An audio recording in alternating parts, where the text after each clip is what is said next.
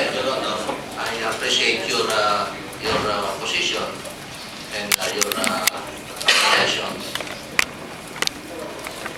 In which case, I think there's merit in your observation. So we will have to sacrifice, I believe, the indication of the party affiliation in the ballot. I will take it up with the Commission. Thank you, thank you. Of course, others may have an opinion for or against the proposition that the party should be indicated or not indicated, Mr. Chairman. That will be another debate. Now on biometrics, Mr. Chairman. It says here cleansing and updating of voters list through digitized capturing of the voters' biometric and personal data.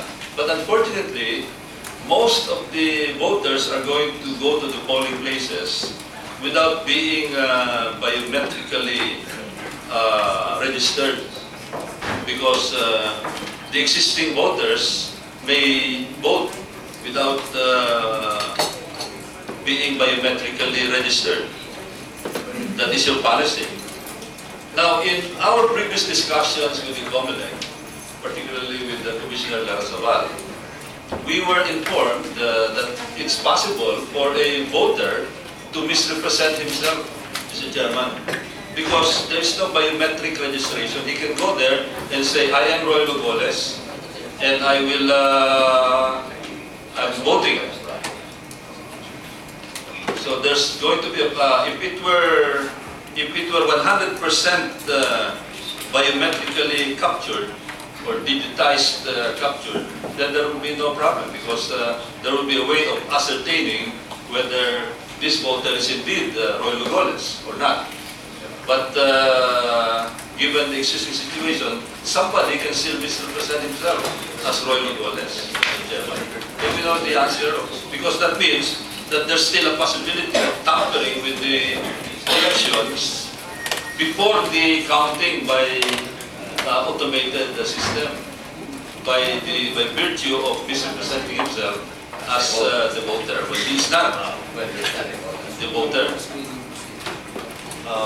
Mr. Chairman, as regards your question, before I start, the validation for registered voters is until November 30. And there are procedures in election code to allow the challenge of voters. You cannot stop a person from alleging that he's a particular voter, but there are procedures in which that person can be challenged on his identity. So, as in previous elections, this can still be used in the May 10, 2000 elections. So in other words, Mr. Chairman, the existing practice in the past of misrepresenting himself as the voter when he's not the registered voter will still continue.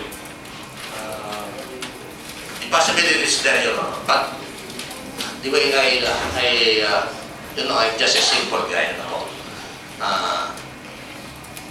the problem we are facing on this point is multiple voting by a person.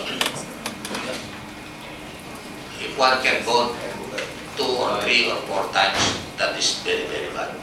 But how do we prevent that? It is by the biometrics, but we don't have that right now in place.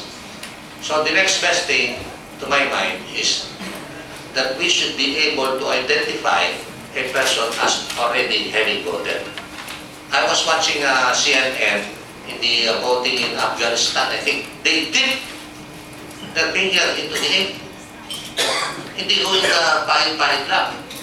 They dip it. So it will be very, very hard for a voter to wash off the ink within a day.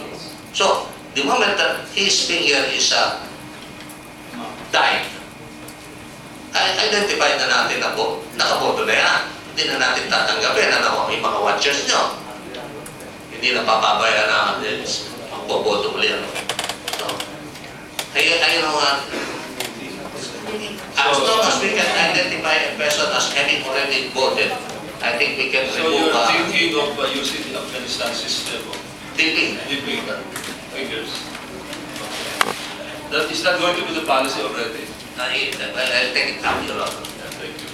Now on on smart mapping. People are, Mr. Chairman, people are a little worried that manipulation can be done by approaching smart mapping. That's the fear of a lot of people. Is there a code of conduct for smart mapping? Where the indulgence of Congressman Golez is Honorable Jafar is insisting to interject. Indulgence of Congressman Roilo, I just would like to make a Yes, multiple warning.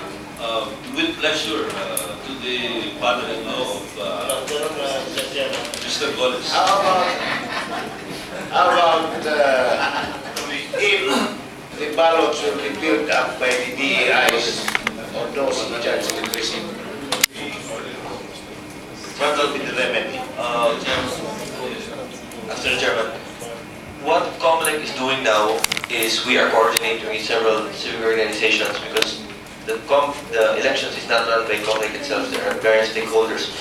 So what we're doing is we're coordinating and ensuring that there will be a lot of watchers and NGOs and civic organizations in the polling places to assist us in the first voter verification, ensuring that I agree in centers where there are population, but in isolated precincts, voting centers in the islands or in the cities, when there are no NGO, where no one would even dare to go there, not even the PNP.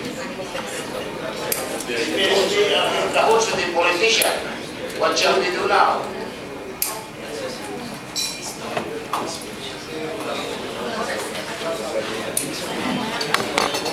Mr. Chairman, because I myself was a victim in the 2004 election, and I don't like it to be repeated again. These are the debates. We are really dead serious in the automation system of voting, so that the will and intent of the electorate will really be reflected and reflective of the results of the election. And I think these problems have to be addressed. Your Honor, until we have the APs or the biometrics in place, the occurrence of BEIs filling the ballots just like in the manual elections. So, what we could do is, Your Honor, if there is only the BEI, of the 3 members, if there are only 3 members filling up the ballots, then definitely the list of voters with voting records will have signatures of the voters.